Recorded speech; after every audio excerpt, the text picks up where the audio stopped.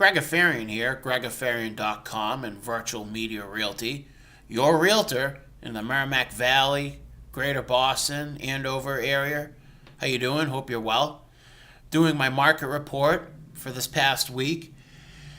And wow, we've had a really exciting week. It brings me back to a few years back. 97, we had a crisis with the devaluation of the Russian dollar, and the market, for any of you that remember, was quite crazy. And a lot of people have reminded them of 87.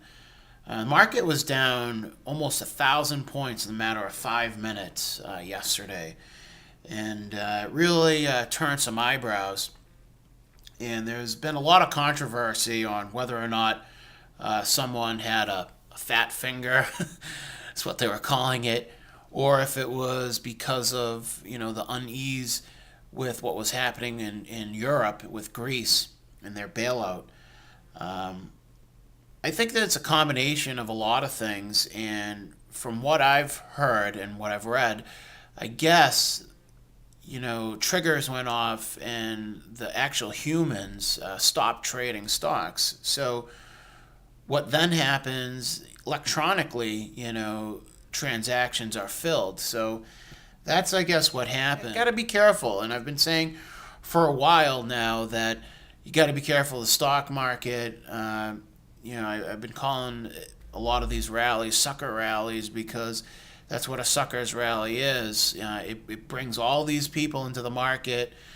I'll just use Apple, for example. Push that stock up to more than $270 a share. And now it's trading, about $230. So, it just brings a good point that you got to be careful. A lot of news this week. I mean, that was really the big headline. And then Greece. Greece is a big headline. The bailout that they're going to be getting that actually went through, that's going to go through.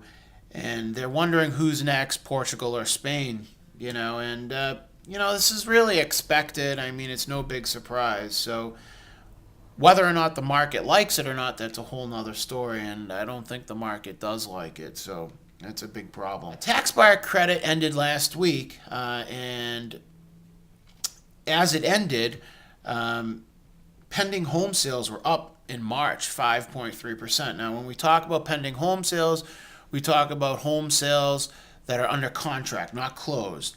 And that was up 21% from a year ago. So really positive number. Whether or not that had a lot to do with the tax credit, I would say yes. So we'll see what happens going forward. These are lagging. It is lagging information. So the key is what happens now. Mortgage apps last week were up 4%. And I found this quite interesting. Purchases were up 13% and refis were down 2.1%. But out of all those purchases, more than 50% were FHA government loans. So, and those are for usually the first-time home buyer type programs. So that really, I just thought that was interesting because that's a huge number. Today, U.S. non-farm payroll jobs came out, and it was up 290,000 jobs, which was a huge increase in jobs. And it's the biggest increase since 2006, March of 2006. Now, we don't want to be patting ourselves on the back quite yet because the unemployment rate did actually go up to 9.9%. And I think that's, people are either the people that are out there looking for jobs, I guess maybe some of them have stopped. So that's why the unemployment rate went up slightly. And nearly all the job growth was in the private sector, minus the census workers. Have they knocked on your door yet? They haven't knocked on mine. Mortgage rates went down, and it's no surprise. And mortgage rates went down to 5.02% for the 30-year, and the 15-year decreased to 4.34%. So that was pretty expected, because as goes the stock market, rates get better. So If it goes the other way, rates usually get worse. I found it interesting that gold was up. Gold was up this week, and oil was down significantly. Oil is at around $75 a barrel, but gold has increased, and a lot has to do with people feeling uneasy with their own currency, and so as like a Greece or Portugal, as their currency, people feel uneasy. They put it into a commodity like gold, which has a real value. So right now it's up 10 to 1,208 an ounce.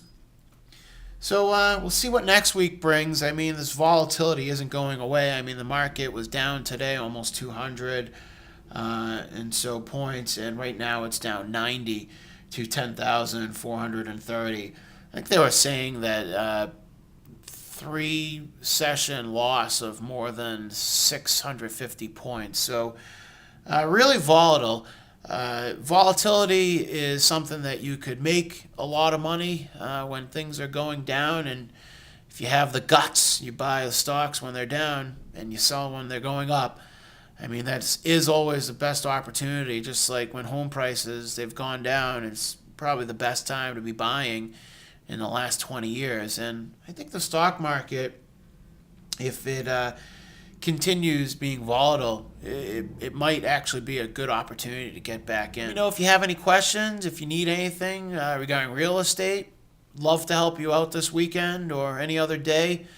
We have free search on our site, and we do also have a mobile application, so when you're out looking and you're in front of a house, you can just plug in that information and pull up the listing information. And I would also like to say, being that it's Mother's Day weekend, we all wouldn't be here if it wasn't for our mothers.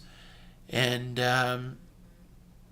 just wanted to say thank you. Thank you, Mom. Thank you to all the moms out there. We love you. Wouldn't be here without you. Happy Mother's Day. Take care. Greg Afarian out for now.